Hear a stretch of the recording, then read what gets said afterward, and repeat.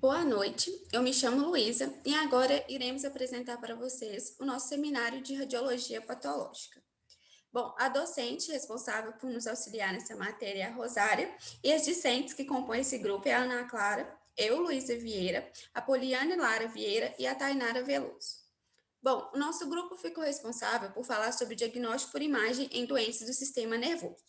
Mas antes da gente entrar propriamente no diagnóstico por imagem, a gente tem que revisar um pouquinho o que é o sistema nervoso. O sistema nervoso, ele possui três funções básicas, sendo elas sensitivas, integradoras e motoras. Essas funções, elas são responsáveis por capturar a mensagem do meio externo ou interno e arquivá-las e interpretá-las. E dependendo da mensagem, o nosso sistema ele vai ter uma resposta imediata. Igual quando a gente encosta numa superfície muito quente, né? A gente manda o nosso sistema recebe essa informação, ele vai interpretar e ele vai mandar uma resposta imediata, que é fazer com que os nossos músculos da mão se contraiam para a gente tirar a nossa mão da superfície. Então, isso é uma resposta imediata do nosso sistema nervoso. Ele pode ser dividido em sistema nervoso central e sistema nervoso periférico, sendo o sistema nervoso central composto pelo encéfalo e a medula espinhal, e o sistema nervoso periférico ele é conformado pelos nervos cranianos, que emergem do encéfalo, e os nervos da medula, que emergem da medula espial. O sistema nervoso periférico, ele possui sua própria divisão. Ele é dividido, então, em sistema nervoso somático e sistema nervoso autônomo. O sistema nervoso somático, ele é responsável pelas nossas ações voluntárias, e o autônomo é responsável pelas nossas ações involuntárias. O autônomo ainda se vai dividir em duas partes, sendo o sistema nervoso parasimpático e o sistema nervoso simpático. Depois dessa revisão, é importante que a gente saiba que o sistema nervoso ele pode ser acometido por doenças. Essas doenças, elas podem ser tanto diagnosticadas e visualizadas em exames de diagnóstico por imagem, sendo ressonância, tomografia e até os raios-x. Então, durante todo o nosso seminário, nós vamos falar de três doenças que nós escolhemos para poder falar sobre o diagnóstico por imagem nessas doenças do sistema nervoso. Bom, boa noite, meu nome é Tainara e eu vou falar sobre a primeira doença que a gente escolheu falar, que afeta o sistema nervoso central. Bom, a primeira doença que a gente vai falar, então, é a doença de Parkinson. Ela é uma doença, né, que também é conhecida pela sigla DP, e é uma das doenças neurodegenerativas crônicas que são mais comuns em idosos, né? Então, ele é um distúrbio que acomete o sistema nervoso central e afeta o movimento muitas das vezes, incluindo tremores, né? Que é uma das suas grandes características. O Parkinson, ele decorre de uma morte precoce ou uma degeneração dos neurônios de uma região do cérebro, que é chamada substância negra, que produz a dopamina, né? Então, danos nessas células nervosas, ela faz com que o cérebro, com que a dopamina dessa substância, ela decaia, né? Causando sintomas de Parkinson. Então, a falta dessa substância, ela gera rigidez muscular, lentidão nos movimentos, tremores e dificuldades para caminhar. São as principais características da doença. Então, a dopamina, ela é um mensageiro químico neurotransmissor que atua no sistema nervoso central. E esse neurotransmissor, ele está relacionado com diferentes funções. E uma das principais, um exemplo, né? Ele regula algumas emoções e, por exemplo, o nosso humor. Então, a sua degeneração, ela faz com que apareça a doença de Parkinson e até mesmo a depressão. Pode passar. Bom, o seu diagnóstico. Apesar dos sintomas, né, e os sinais eles serem bem clássicos, igual esses tremores, o diagnóstico da doença de Parkinson ela é difícil nas suas fases iniciais da doença, né? Então, atualmente, o PET e o SPECT, eles são os métodos mais sensíveis na detecção da doença. Ambos, eles medem a função da dopamina, né, no corpo estriado, que é o neurotransmissor que é envolvido na doença, na gênese, né, da doença de Parkinson. Só porque esses dois métodos de detecção da doença, eles são relativamente caros. Então, aí que entra a ressonância magnética. Ela tem sido muito empregada, né, rotineiramente na avaliação de diversas doenças do sistema nervoso central, que inclui a doença de Parkinson. E isso é devido à sua autossensibilidade na detecção das lesões, e ela tem uma excelente resolução espacial também, e a capacidade de avaliar multiplanar, né, em vários cortes. E ela também é um método relativamente simples e acessível, né, de menor custo em relação ao PET e o SPECT. Então, a seguir, a gente vai ver alguns achados que são usados para a identificação da doença de Parkinson através do exame por imagem de ressonância magnética.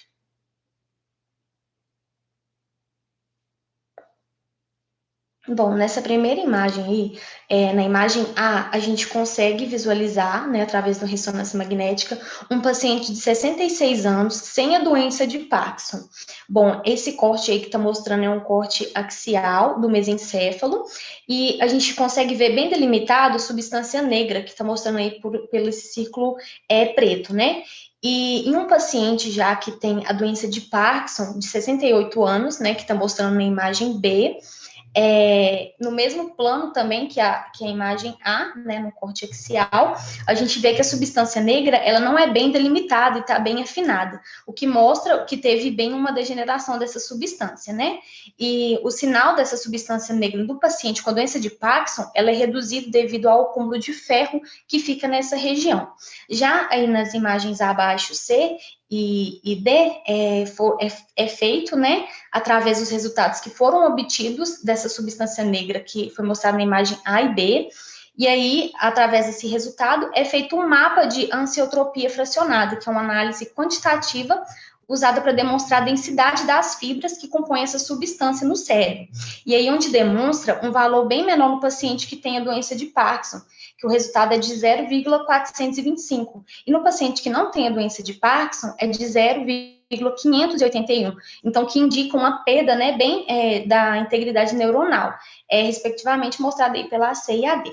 Já nessa outra imagem aí, que a gente consegue também ver na ressonância magnética, a gente vê o sinal do beija-flor, que é bem visualizado na sequência que é usada T1, né, no plano sagital. A gente consegue ver bem nitidamente que há uma redução volumétrica no mesencéfalo, na imagem A, que aí, primeiramente, o mesencéfalo está mostrando o asterisco branco, e a ponte é o asterisco preto, né? E a gente consegue ver que no A ele tem bem uma redução, que é o paciente que tem Parkinson. Já na imagem B, é um paciente que não tem Parkinson e mostra aí que não tem nenhuma redução.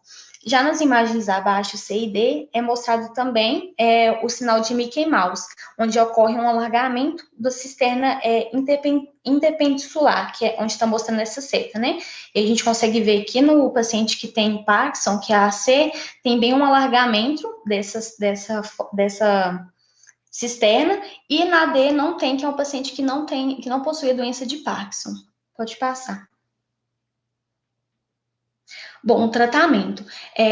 Após receber o diagnóstico de ser portador da doença de Parkinson, ele realmente não é fácil, porque é uma doença que não tem cura e é uma enfermidade degenerativa, né, que assusta bastante os pacientes, os familiares e os entes queridos. No entanto, é preciso se apegar às notícias boas, né, que embora a doença de Parkinson ela não tenha cura, ela tem diversos métodos que podem ajudar, né, no tratamento dela. Então, o tratamento é feito à base de medicamentos, e que existem vários para reduzir a intensidade desses sintomas, né? E esses medicamentos, eles associados à atividade física, e também alteração no ambiente da pessoa, ele vai manter essa doença funcional por um bom tempo. Boa noite, meu nome é Poliana. Eu vou falar um pouco sobre a patologia da distrofia muscular de Duchenne, também conhecida como DMD. É uma doença muscular que se caracteriza por uma degradação progressiva dos músculos esqueléticos, levando à diminuição da força muscular. Se dá início nos primeiros anos de vida, e a pessoa perde cerca de 2% da força muscular ao ano. Surge pela incapacidade do organismo de produzir a distrofina, que é fundamental para o funcionamento do músculo, e a inexistência dessa distrofina no músculo leva à perda de fibras musculares, com necrose e substituição por fibrose e tecido adiposo.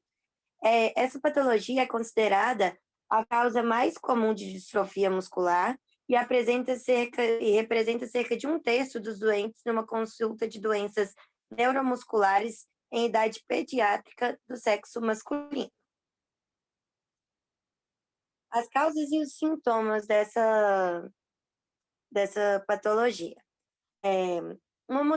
Ela é uma mutação localizada no cromossoma X, numa região que codifica a produção da distrofina, uma proteína necessária para a normal integridade do músculo, que acaba por estar inexistente no músculo dos portadores das doenças, levar a uma degradação progressiva. É uma doença genética que, sendo 2,2 herdada da mãe, e cada mulher portadora dessa doença tem um risco de 50% de ter um filho portador da doença também. E cerca de 1% dos casos surge de forma espontânea.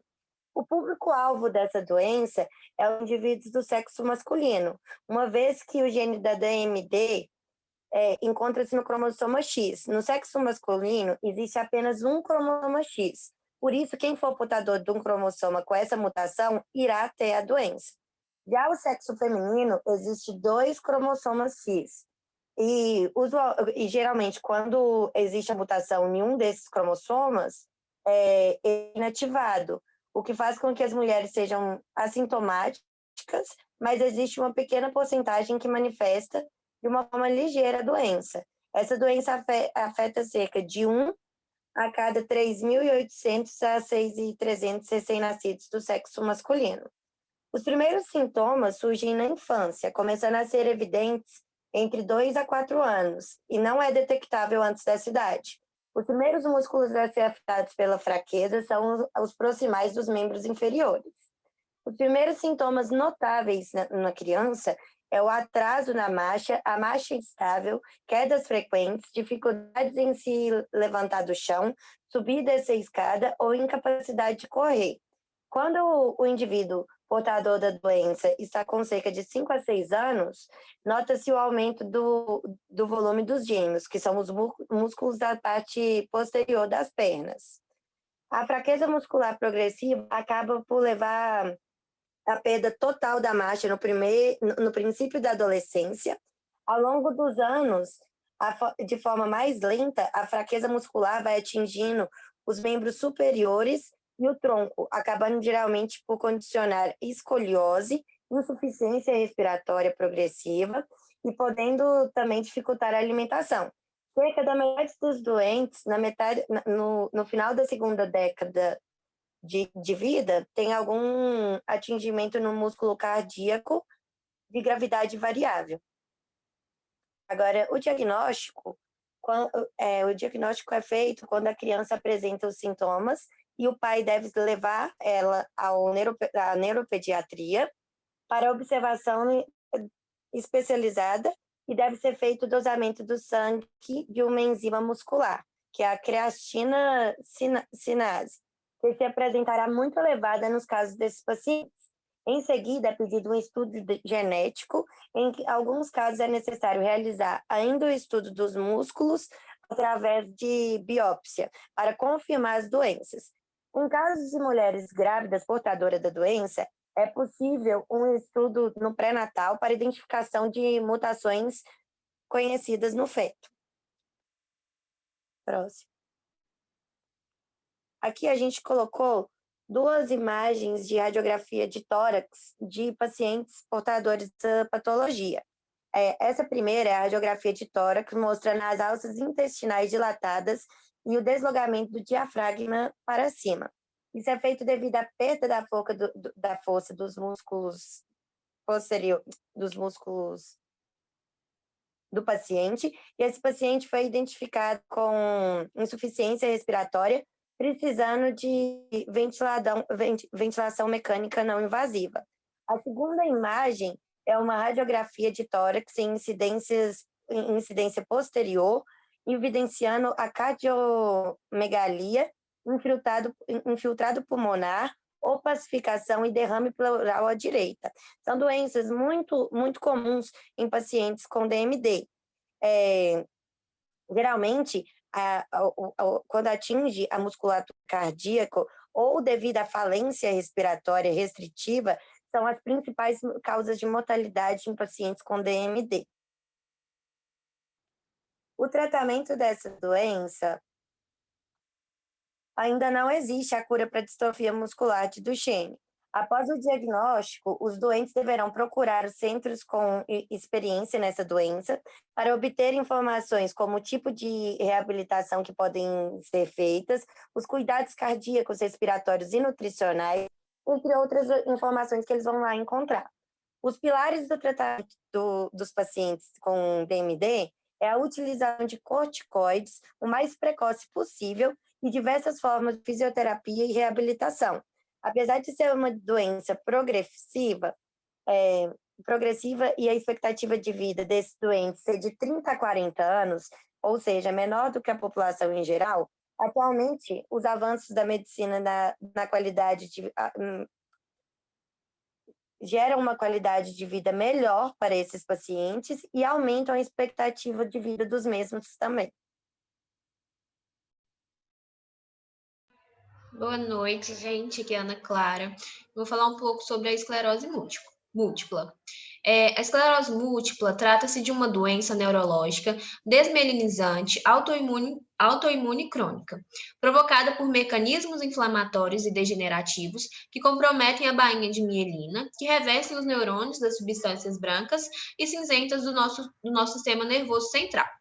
Alguns locais do sistema nervoso podem ser alvo preferencial da desmielinização característica da doença, o que explica, né, os sintomas mais frequentes. E esses locais, né, de preferência são o cérebro, o tronco cerebral, os nervos ópticos e a medula espinhal. Pode passar. A causa dessa doença é uma causa desconhecida, né? Mas ela pode se manifestar por diversos sintomas, como fadiga intensa, depressão, fraqueza muscular, alteração do equilíbrio da coordenação motora e dores articulares. É uma doença rara, no Brasil tem menos de 150 mil pessoas com esse tipo de doença, né? E o público-alvo são mulheres de 20 a 40 anos. Os sintomas dessa doença, né, são alterações fonoaudiólogas, transtornos visuais, problemas de equilíbrio, exaticidade, transtornos cognitivos, transtornos emocionais e transtornos sexuais. Pode passar. Essa doença, né, ela tem um diagnóstico difícil e o paciente primeiramente irá passar por um clínico geral e após a avaliação dos sintomas será encaminhado para um neurologista. O diagnóstico é basicamente clínico, mas é completado pela ressonância magnética e exame do licor, que é o fluido espinhal. A ressonância magnética irá identificar lesões relacionadas a inflamações e a perda de mielina no cérebro e medula espinhal. Essa imagem, ela demonstra um sinal conhecido como dedos de Dawson. Na esclerose múltipla, corresponde às lesões, né, localizadas na substância branca periventricular com maior eixo perpendicular ao corpo caloso, com aspecto ovoide, relacionadas às alterações inflamatórias ao redor das veias medulares. O tratamento dessa doença, né, como essa doença não tem cura, o tratamento consiste em fisioterapia, né, para amenizar os sintomas e medicamentos que suprem o sistema imunológico, podendo ajudar a combater os sintomas e retardar a progressão.